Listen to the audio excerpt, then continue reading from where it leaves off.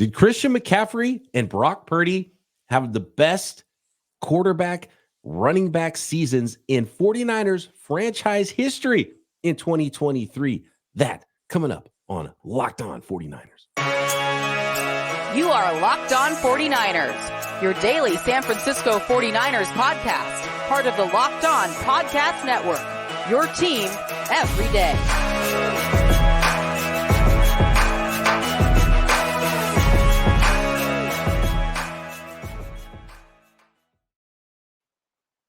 Welcome to Locked On 49ers. Brian Peacock and Eric Crocker at BD Peacock at Eric _ in fact, it's at Crocky209 now on Twitter if you're trying to shout out Mr. Eric Crocker. Appreciate all the everydayers out there.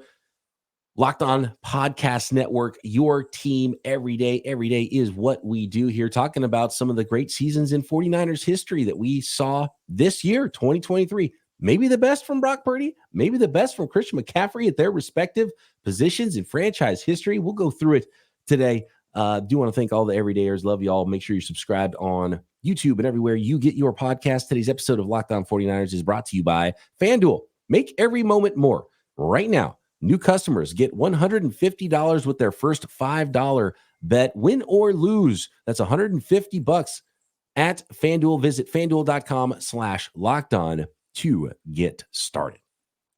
So with the news, Croc, that officially Christian McCaffrey's regular season is over. He's got a minor calf injury. It's not a big one, but I think smart here. He led the NFL through 17 weeks, and I think he'll probably end up leading the NFL through the entire season in touches. So Christian McCaffrey touched the ball a lot. He fought through some minor dings, and luckily, and knock on wood, hopefully that continues, he did not get injured this season, which is so important for a running back. And he was phenomenal with the San Francisco 49ers. And I think they are doing the smart thing. They're going to sit him down and he's going to rest in week 18. Then the 49ers have a bye. So a really well-rested player in Christian McCaffrey, ready to go for that divisional round of playoffs in January 20th, I think, is when the 49ers finally kick off again, or at least when Christian McCaffrey will be out on the field once again. The 49ers still have one more to go here in the regular season against the Los Angeles Rams.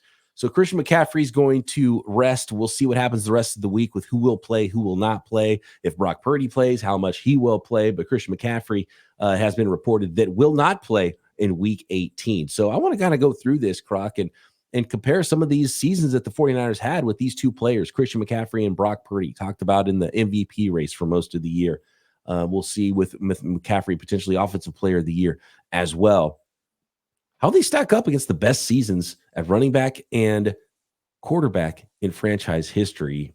Let's start with Christian McCaffrey. Before we get too deep into the numbers, Croc, did this feel like the best running back season in franchise history? Because I think it felt like it did before you start to go through the numbers and really start to compare those things. It felt like this was a special season for Christian McCaffrey.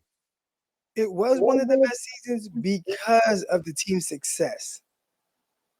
So when you couple the season he has, the impact, the wins, all of that, it combined with just the production, right? Like just the stats, how many yards he put up, the crazy amount of touchdowns, it comes off as the best. But there is one season that I kind of put over it. Okay, well, we'll get into that. Let's look at just rushing statistics first. And I know there's a lot more to Christian McCaffrey's game. But as far as single-season rushing leaders for the 49ers, Christian McCaffrey is going to come in fourth in 2023 with 1,459 rushing yards. And that is fourth only to a season by Roger Craig in 1988. So there's only 3 seasons in 49ers history with 1,500 rushing yards or more. And those are the only 3 seasons ahead of Christian McCaffrey's 1,459 in 2023. One of those, Roger Craig, number 3 all-time, 1,502 rushing yards in 1988. We know how that season ended, Croc, in a Super Bowl victory for Roger Craig and the San Francisco 49ers after 1988. 1,502 yards. Garrison Hurst in 1998 is number 2 all-time, 1,570 yards. Ironically, Hurst and Roger Craig, 2 and 3 all-time, both had exactly 310 carries in those seasons, which is about 30, almost 40 more than Christian McCaffrey had this year as far as carries go. So Christian McCaffrey better yards per carry than both those guys at 5.4 in those 2 seasons respectively. And number 1 all time, 1,695 rushing yards from Frank Gore in 2006. His second year in the NFL was his best statistically. He averaged the same as McCaffrey this year, 5.4 yards per carry on his 312 carries in 2006 for 1,695 rushing yards, Croc. That is tops. The 49ers went nowhere in 2006. They're a bad football team, but Frank Gore was a vision back then in those days. That's the best season. And not just because of the numbers, right? Like anybody can put up numbers. But when you go back and you think about that offense, there was nobody. No quarterback with Alex Smith. Antonio Bryant was your best receiver. Vernon Davis, he wasn't nowhere near where he was in like 2012, 2013. That impactful Vernon Davis. Like there was nobody else. And you were losing and you suck. So it's not even like, oh, it's late in games. Let's run the ball more late in these games. And he could potentially put up even more yards. Like, no, you're trailing every single game. I have pulled up the stats from that year. Your quarterback, Alex Smith, started all 16 games, 7-9, which actually not terrible for that era. All right. But 16 touchdowns, 16 interceptions. They weren't moving the ball extraordinarily well. When you look at this offense and then you kind of look at everything else around it, some of the attention to take off of Christian McCaffrey, even though I do think that McCaffrey is the focal point of just when teams go into a game plan, it's stop CMC and then we'll figure out everything else from there. Frank Gore was it. Like that was it. So to be able to put up almost 1,700 yards in a season where every single day it's just stop Frank Gore and they are done, that's got to be extremely difficult. He was the offense. It's amazing because when you think of it in that context of you're not running with the lead very often, everyone knows they have to try to stop you, and Frank Gore was doing what he was doing. And that wasn't the prime offensive line that Scott McCloughan ended up putting together either for those 49ers, right? This was pre Joe Staley even, right? Was Joe Staley 2007 draft? He was drafted right after that year, was he not? Yeah, right after. Yeah. So that wasn't even the Studley line that eventually Scott McCloughan built into the Harbaugh years for the 49ers up front either. So that young Frank Gore was just phenomenal. And I think his rushing performance alone was unbelievable there. And then you go back to some other just to be able to win 7 games with that roster, like that is him. Like that was all Frank, because there's nobody else kind of worth a damn on that offense at that time. Like we just talk about like just the development of players, and I mean you're playing, you're throwing the Arnaz battle, and there was literally no one to take the pressure off of him, and still somehow he had this amazing season. And you won 7 games. You win 7 games. That means you were probably a possession or so away from, in a couple of games from things going your way and being a wild card playoff team. Frank Gore averaging 105.9 yards per game. So just short of 106 yards per game. The only rushing season in 49ers franchise history where the running back averaged 100 yards per game. That was Frank Gore's 2006. One place, though, that Christian McCaffrey has better statistics rushing than Frank Gore did in 2006. Christian McCaffrey's got him nearly doubled in touchdowns. Christian McCaffrey, all-time number 1 rushing season in touchdowns. He ran for 14 touchdowns this year, more receiving as well for McCaffrey. We're going to get into the scrimmage yard stuff as well, which helps McCaffrey in this conversation. We're talking about pure running back seasons, not just rushing yardage seasons, although Frank Gore was an underrated pass catcher as well. Frank Gore had 8 touchdowns that year in 2006. He had 10 in 2009 was his most rushing touchdowns in a season. McCaffrey had 14 rushing touchdowns this year. The Niners were really good in the red zone, putting it in with throwing the ball and running the ball, which is probably one of the real factors that set this 49ers offense apart in 2023. Also, Frank Gore that year, this may have been one of his better pass catching seasons, but 61 catches, almost 500 yards. So I mean, he's still over that 2,000 yard mark that Christian McCaffrey hit this year. Yeah, we're going to get to that next. What about scrimmage yards? When you add in Christian McCaffrey's receiving production as well, how that stacks up to maybe some of the best Jerry Rice scrimmage yard seasons, the best Frank Gore, the best Roger Craig scrimmage yard seasons. And of course, Brock Purdy. How does he stack up against some Hall of Fame or some all-time 49er seasons? Next. Today's episode of Locked On 49ers is brought to you by FanDuel, America's #1 sportsbook. The NFL regular season wrapping up, but there's still time to get in on all the actions at FanDuel, not just NFL playoffs, college football playoffs, NFL draft props, Major League Baseball around the corner. We're mid-season in the NBA and the NHL. And right now, new customers get 150 in bonus bets guaranteed when you place a $5 bet. That's $150 in bonus bets to play with at FanDuel, win or lose on that first $5 bet right now at FanDuel. The app is super easy to use. Love the website interface. So many different ways to play, like live same-game parlays. Find bets in the new Explore tab. Make a parlay in the Parlay Hub, the best way to find popular parlays, and that's my favorite way to play. I love playing the parlays on FanDuel. So visit FanDuel.com/lockedon and make that first bet a layup and get 150 extra bucks to play with. Again, that is FanDuel.com/lockedon. FanDuel, official partner of the NFL.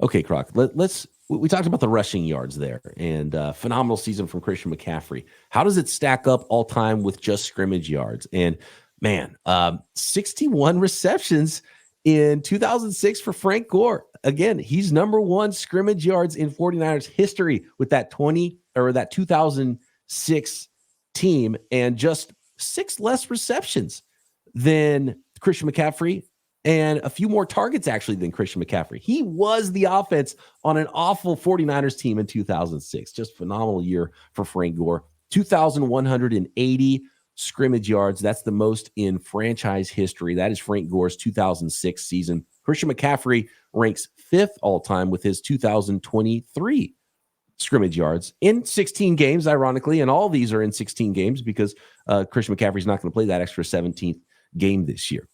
So #1, Frank Gore, 2006, 2,180. Garrison Hurst in 98 season we just mentioned as well with his rushing totals. He had 39 receptions that year, 2,105 scrimmage yards for Garrison Hurst in 1998. And then there's a couple seasons from Roger Craig ahead of Christian McCaffrey in scrimmage yards. One of those was a 1,000 season from Roger Craig. That was 1985, the first ever to do it. He had 1,050 rushing yards. He had 1,016 receiving yards on 92 catches. That was Roger Craig in 1985, which was the record for a long time until Garrison Hurst and Frank Gore came around. And then Roger Craig again in 1988 had 2,000 scrimmage yards, but that was 1,500 on the ground and another 500 through the air on 76 receptions. Then you got Christian McCaffrey, who had 67 catches this year for 564 yards, and then the 1,459 rushing yards. But again, tops in touchdowns amongst all those running backs. So phenomenal season for McCaffrey. It absolutely ranks with the #1 seasons all time, but I might have to put it #3 behind Frank Gore and maybe Roger Craig's first ever 1,000 season. But man, phenomenal from Christian McCaffrey this year. I just want to know what that looked like in 1985. Just a fullback or running back, whatever you want to call Craig, just out the backfield catching the ball. Now you can see it, right? I remember Reggie Bush's rookie year. He caught 88. He had 88 receptions, and at the time that was the record for a rookie as far as receptions goes. A rookie running back, excuse me. But might have been actually a rookie period, but for sure a rookie. No, Anquan Bolden has the record for most catches by a rookie, and Puka probably surpassed that now. I think Anquan's got broken by. I think Waddle broke it actually, didn't he? The reception by a rookie. That's it. That's a good pull. Yeah, it might have been Waddle. But even now, right? You plug running backs in and you kind of see how to utilize the screen game, the passing game. Put them in the slot, have them run routes. We see a lot of that with Christian McCaffrey, that usage. What the hell did that look like when you were playing in this pro style offense with split backs in the backfield? One guy's a fullback. I can't even fathom what it looked like just running routes out of the backfield. Was it just like a bunch of angle routes or Texas routes and you just keep throwing it to him over and over? It looked a lot like Tecmo Bowl. I love that offense. Split back, little Texas routes out of the backfield in time. Joe Montana dropping back foot, boom, hitting somebody, hitting Rice on the slant. It was all timing based, and the league didn't really know what to do with it all that well. That's why the Tampa 2 defense existed, to try to stop that West Coast offense, right? And they hit the league. The league is better at defending that stuff now. So maybe more difficult to do what Christian McCaffrey did than when people weren't used to seeing that with Bill Walsh's offense and Joe Montana and Roger Craig. But Craig did do it first. But man, yeah, phenomenal seasons statistically. And if you want to argue Christian McCaffrey, I think it's the touchdowns, right? It's the touchdowns with all the other production as well to go along with it. And McCaffrey was phenomenal getting the ball into the end zone. I mean, and really, if we're talking about Christian McCaffrey, the things that I've been most impressed, well, first of all, he's been a cyborg and been able to stay healthy. And I think it's super smart that they're sitting him down. I think you have to get him fresh because he's important. It's the subtleties in Christian McCaffrey's game. It's that little move he makes just to get a couple more yards. It's it's how hard he is playing, how much every yard is important to him, and he's maximizing everything he can out of every single play. The unselfish way he plays. I think it's one of the really important things that the 49ers entire teams top to bottom does is play for each other, block for each other. The selfless play and how important winning is for all these guys and how they help each other every play and help Kyle Shanahan achieve those wins. Christian McCaffrey couldn't have been a better fit for the team, for the atmosphere, for the locker room, and for Kyle Shanahan's offense. But it's the nuanced stuff that you really appreciate more and more watching Christian McCaffrey that maybe you don't appreciate when you see him, a few times a year with the Carolina Panthers. I think Christian McCaffrey makes the 49ers offensive line look good. We've talked about that with Brock Purdy, and I know we'll get into that, just how well he offsets in the offensive line that isn't great. I know a lot of success for Christian McCaffrey is coming off that left side, but he does a great job of, one, being very patient, two, and I've been around some running back coaches. They like to use this term, slow to, fast through. He does a great job of kind of like being patient, seeing it, getting it, and just following his blockers and maneuvering in there. And sometimes I'll be watching it and I'm looking like, oh man, like this is going to be a 2-yard gain. And he gets kind of skinny in the hole, kind of turns his body a little bit. And next thing you know, he picks up 9-10 yards. And Frank Gore was really good at that. Like I felt like Frank Gore was great at, he stopped at the line of scrimmage and somehow he played so low and he like get through and it's like 3 yards. And I'm like, how the hell did Frank Gore get 3 yards there? Well, Christian McCaffrey does kind of the same thing, but he's a little bit more upright. And next thing you know, he's picking up 9-10 yards on a play that looked like it was blocked up to only get 4 yards, 3 yards. So I think that's probably one of the highest compliments I can pay to him. Even when it's not there, he finds a way to kind of maneuver to pick up more yards than is blocked up for. Yeah, the subtleties, that little extra move he makes right to hit the hole or once he's in space.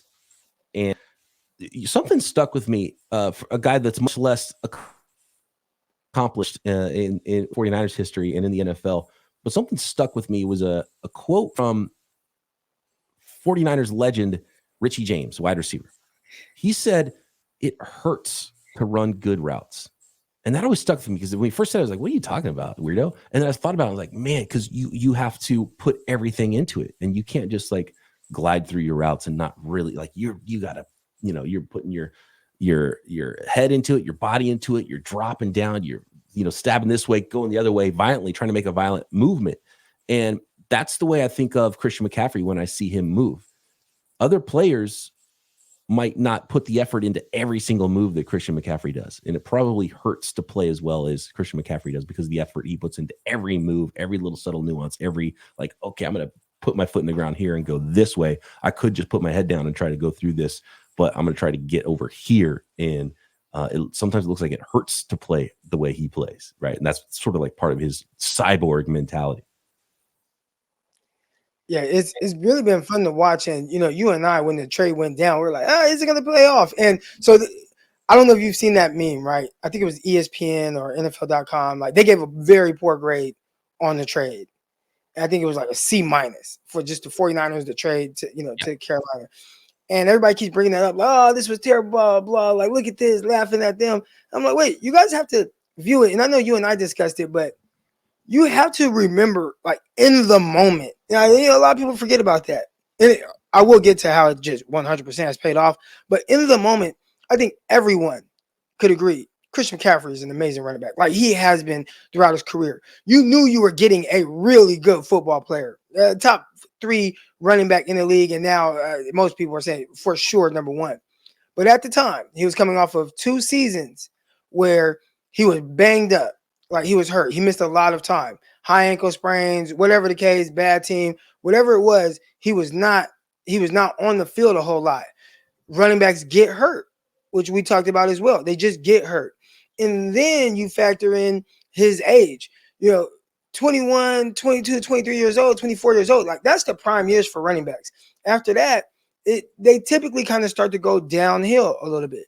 It's very rare that you see what Christian McCaffrey has done, which is one, defy the odds of father time for the running back position, get better, and then just be so much better in the 49ers offense. So it 100% has paid off, but I still don't knock anybody that looked at it from not a fan perspective, not even the X's and O's perspective, because you understand how good he was. But if you looked at it from the value standpoint of, man, you're trading for a guy who's turning 26 years old. He's like 26-year-old coming off of back-to-back injury-riddled seasons, and you're making him the highest paid running back in the league. Like you're giving up a 2nd, 3rd, 4th round pick.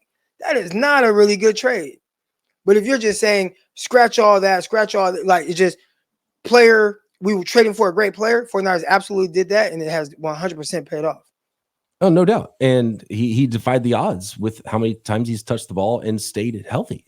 Again, that's why I keep calling him cyborg, because that's where the attrition is, where the running back value comes in, and it's a precipitous drop at where Christian McCaffrey's age is right now for traditionally and historically running back production. It just falls off a cliff, and running back, how often they're staying on the field, starts to fall off the cliff, right? And you start to see it with guys like Derrick Henry, and you saw it with Zeke Elliott, and it's just how quick it happens.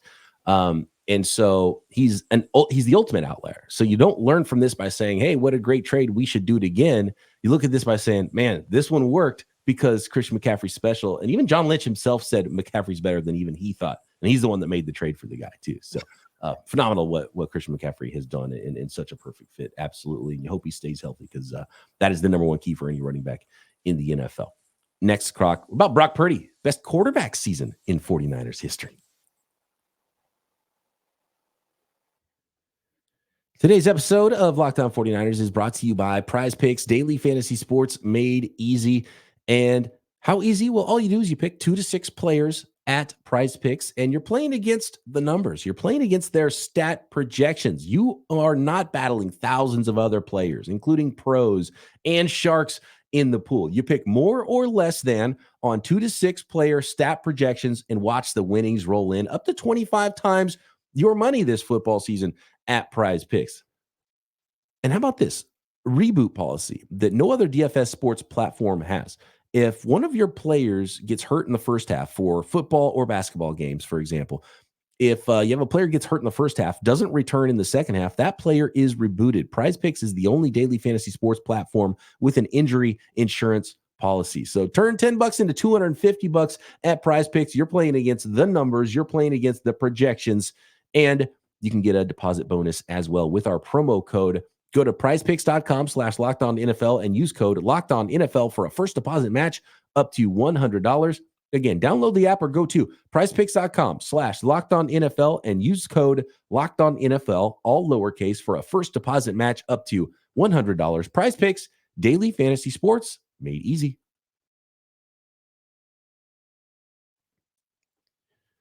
By the way, just talking about total scrimmage touchdowns in 49ers history, Christian McCaffrey did fall just shy of Jerry Rice's record of 23 touchdowns in 12 games in 1987.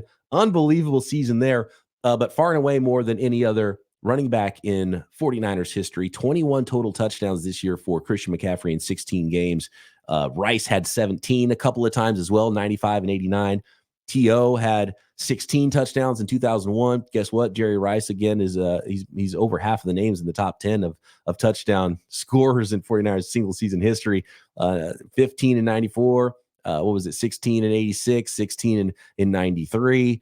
Debo had 14 in 2021. But for running backs, and maybe you can even count Debo as the wide back there in 2021. But that 85 season for Roger Craig, he had 15 total touchdowns, so 6 shy of where Christian McCaffrey is. So if you want to say this is the best season ever by a running back in 49ers history, you're talking about the touchdowns as well as his 2,000 scrimmage yards for Christian McCaffrey. Definitely. Brock Purdy. Is this the greatest quarterback season in franchise history, Croc? Because it is the most passing yards in franchise history, 4,280 touchdowns. He's one of only 4 quarterbacks, Garcia, Young, or 1 of 5, excuse me. Garcia, Young, Montana, and Brody, and now Brock Purdy, the only quarterbacks that ever thrown 30 touchdowns in a season, 31 touchdowns from Brock Purdy. I don't know if he's going to play, how much he's going to play, if he pads any of those stats in week 18. I have a feeling we are going to see a lot of Sam Darnold in that game and maybe a complete game of Sam Darnold. Who knows? But through 16 games for Brock Purdy, most passing yards in a single season in franchise history. 2 is Jeff Garcia now, 4,278. He also had 31 touchdowns that year. Steve Young in 1998, 4,170. The most touchdown passes ever for a 49er, 36. So if we're starting to look at seasons there, I think Steve Young's 1998 might be the pinnacle and the one that you're measuring all other quarterbacks against statistically. I actually think Steve Young's 94 season, and I know that was the year he, won league MVP, but the one thing that stood out to me the most about Brock Purdy's season and what you feel like, man, is this the most efficient quarterbacking I've ever seen for the 49ers? And I think you have to go back to kind of 1994 when you just look at, how well Steve Young played. Now, throwing to the greatest receiver of all time, Jerry Rice. I don't want to hold that too much against him, but efficiency was off the charts. Passer rating was, if I'm not mistaken, was that a record for back then? I mean, 112 passer rating in 1994. Oh yeah, at the time it was. At the time it was crazy what Steve Young was doing from a passer rating perspective, and that was just one shy. 35 touchdowns to his record, 36 touchdowns a few years later as well. So just shy of 4,000 yards in 94 for Steve Young, 13-3 record for the 49ers in 1994. Obviously, we know what happened after that season. They went on to win the Super Bowl in 1994 under Steve Young. So 3,969 yards, so just shy of 4,000 yards, 35 touchdowns, 112.8 passer rating, which Brock Purdy jumped back over that this week with 113 even. So he's 0.2 ahead in quarterback rating of that 94 Steve Young season and just shy of the 70% completion percentage from Steve Young. So Steve Young was putting up current era numbers in 1994 from an efficiency standpoint. Unbelievable year from Steve Young. And you might be right. I think that might be the pinnacle season in statistically 49ers franchise history. And they won a Super Bowl that year. And also, on top of winning the Super Bowl, and what Steve Young threw 6 touchdowns in the Super Bowl, something crazy like that. We're counting post game too. Right. But also, though, just that year for the season, regular season, Steve Young, 7 rushing touchdowns as well to go on top of his 35 passing touchdowns. I think we have it. I think it's Steve Young. 94 is 1. Might put Brock Purdy in number 2. There's an underrated season though, and this is sort of an asterisk. Was that? We have to talk about when we're talking about Brock Purdy and everything he's done. One, he's in the second year of his career. Yeah. And his first year starting. And Steve Young at this time was definitely a seasoned veteran. He went through the ups and downs with Tampa. He sat behind one of the greatest quarterbacks of all time. I have to say one of the greatest because there's a guy named Thomas Brady out there. But one of the greatest quarterbacks of all time, got to compete with him to try to get reps and eventually overtake him, and just seasoned vet. And then boom, you have this amazing year in like year 10 of your career, whenever that was. He's 33 that year. Yeah. Second season.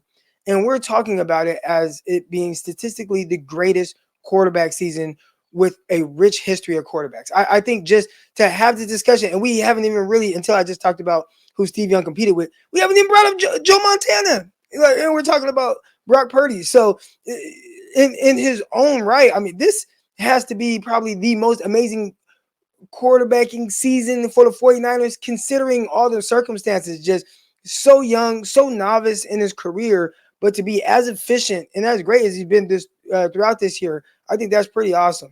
Yeah, and it gets lost a lot with Brock Purdy's season because people are talking about him as MVP, and some people don't want to put him there, and some people want to drag him down and say he's a factor of the coaching and Kyle Shanahan's offense and the playmakers around him and all this stuff. But what gets lost is how amazing this story is. In his first full season in the NFL, He was the last stinking pick in the draft. And that part of the story just keeps getting lost. It's unbelievable what he's doing as far as storyline goes. And hopefully the story finishes the way that we all hope it does in February for the 49ers and Brock Purdy. The greatest storyline season for sure of all time. And statistically, it's right there with some of the best seasons ever. It's unbelievable what Brock Purdy is doing right now. And so, however you think of Brock Purdy, if he needs an MVP or not, if he's getting a lot of help, more help than the other guys we're talking about, the other quarterbacks in the league, whatever. But don't lose the fact of what we're watching right now is an unbelievable story playing out for what Brock Purdy's doing. But you mentioned Joe Montana. I want to throw this season out there because we just talked about the 23 touchdowns in 12 games for Jerry Rice in 1987. What about Joe Montana's season that year in 1987? And again, not enough games to put the total numbers up there, but he had 31 touchdowns that year, 22 of those through the air going to one guy in Jerry Rice.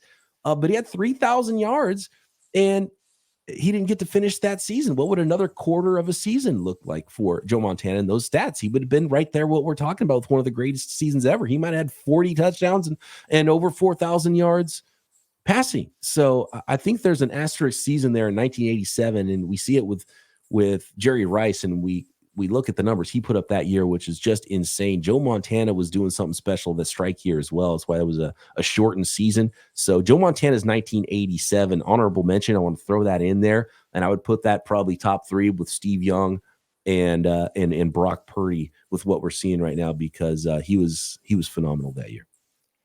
I'm looking at the stats from Joe Montana, especially that 1987 season, and for him to throw the ball 398 times in 12 games, that's a lot. And to put that in perspective, through 16 games, so we're talking about 4 more games right now, Brock Purdy has thrown the ball, it's like 60 more times. So, and really, I mean, you can think about just how fast quarterbacks, that's 2 games right there. So he was on pace to throw for well over probably 500 yards. 500 attempts in that season. That's a lot. 31 touchdowns, by the way, the most in his career in the season.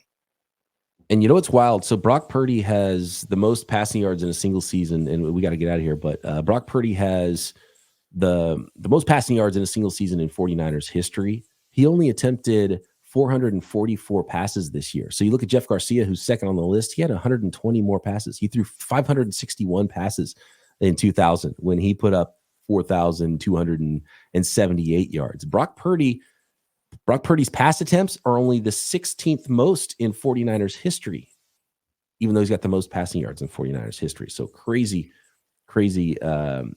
efficiency there. And Steve Young didn't throw very many more in that season in 94. We're talking about he threw the ball 461 times. So yeah, I think Young's 94 shines. I think Brock Purdy might be number 2. And then maybe you go back to Young's 98 was it, and then Montana 87, and Montana had a bunch of other efficient seasons that were similar. But that 87 season, the Niners were doing crazy stuff, special stuff with Montana and Rice, and it's unfortunate that season got cut short.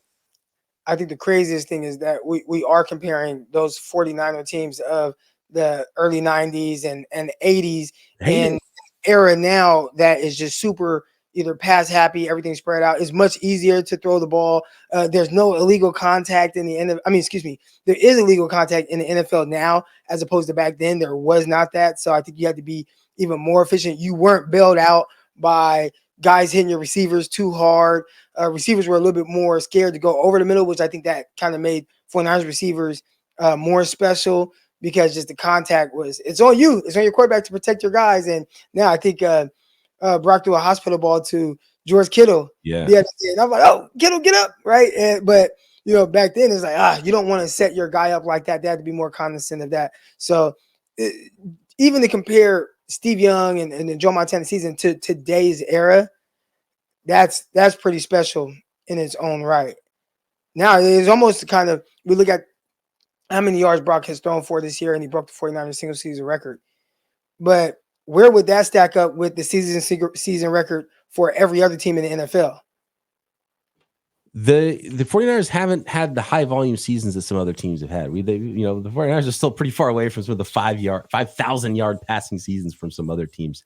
We maybe dive in a little bit more on that tomorrow, because we got to get to Winky Wednesday on tomorrow's episode of Locked On 49ers. Who to rest, who to not rest. We're talking rest versus rust now this week in Week 18 as the 49ers take on the Rams and get ready to be the 1 seed in the NFL playoffs. All that and more coming up tomorrow and later in the week right here, Locked On 49ers.